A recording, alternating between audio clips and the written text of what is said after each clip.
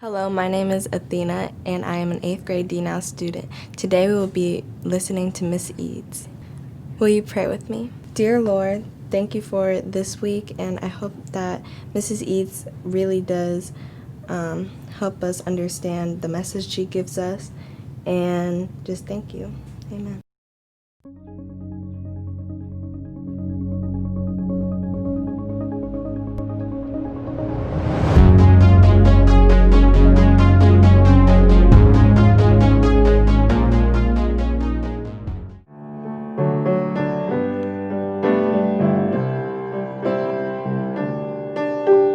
Hi, I'm Mrs. Eades, and I teach middle school science. I also direct middle school choir and the GCS orchestras, which is for grades 2nd through 8th.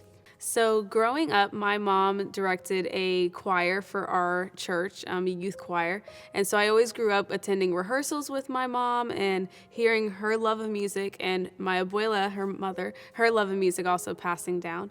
And so when it came time for me to be a participant in worship in church, it was just such a blessing to be able to use my love of piano, my love of violin especially, to accompany praise teams and to just kind of offer my gifts to God in that way. And that's how I worship at church, is being a part of the praise team and playing to the Lord. So, apart from directing the GCS orchestras, I also am the lead conductor of Urban Strings Columbus Youth Orchestra. It's an orchestra that focuses on underrepresented areas of our communities, so especially for Black and Brown musicians throughout Columbus and the neighboring communities, where we all come together and we can perform everything from weddings to events to ceremonies. We once even performed for Martin Luther King Jr.'s son for one of his events here in Columbus. We've performed on the stage for the Columbus Symphony. I've directed members of the Columbus Symphony through Urban Strings, and the kids have been able to play alongside symphony members and get their experience and be mentored by them. Some of them even take lessons from people who are in the symphony.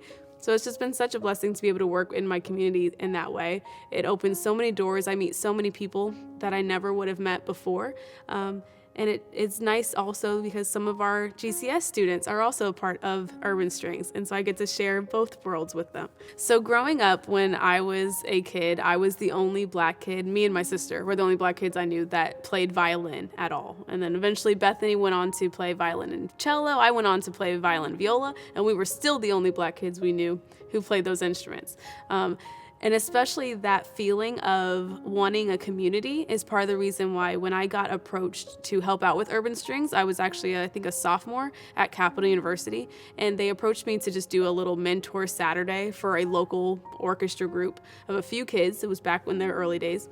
And it was so exciting for me to walk into that room of Black and Brown musicians and see that they have that community that I always wanted when I was growing up. And so that is a huge driver of my missions and outreach in our local community, to make sure that students in underrepresented areas know that they have a place that they belong and where they can have a safe space to play their instruments and just grow their talent and just be amazing.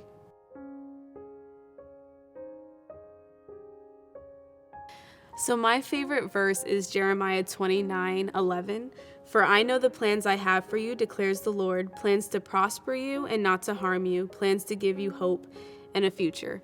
And whenever I come across a decision that I have to make, whenever I come across something that happens in life where I don't know why this is here, Lord. I don't know why you want me to deal with this. I don't want to deal with this. I'm not strong enough to deal with this. I don't know why you put this in my path. I always refer back to Jeremiah 29:11 to remind me that God only wants the best for us, and He only gives us enough that we can handle with His help, and to reach out to Him and rely on Him. So I've always had a love of science and music. They went hand in hand. I was blessed to have parents who encouraged me and supported me to go to college and pursue both in my degrees of study, so both science, biology, pre-med, and music. But my ultimate goal was to become a doctor. When I graduated from college, I worked in a chemistry lab. After I worked in a chemistry lab at Capitol, I went off to work in a lab as a chemistry technician in Dublin. And I was maybe 2 weeks away from taking the MCAT. The MCAT is the test that you take so that medical colleges and like medical schools can see that you are ready for anything that they can throw at you. You have an academic standing of what you want to do as a doctor.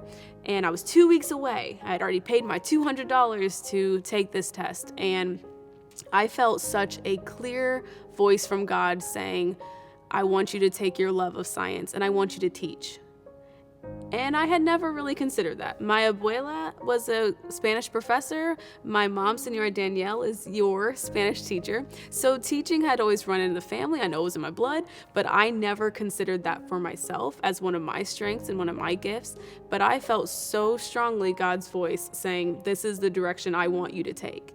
And following that voice after all of my preparation to go in a certain path was probably one of the hardest decisions, because it meant going to my parents, one, and saying that I'm going to be doing something different than what we planned, and also kind of telling myself that it's God's plan, not my plan, and how important it is that when God gives you a gift, you follow that gift and you pursue that gift, because he doesn't give your gift to everybody. It's for you. It's made for you. So to ignore your gift and your talent could be to begrudge somebody from the ultimate gift of you helping them and you serving your community and outreach.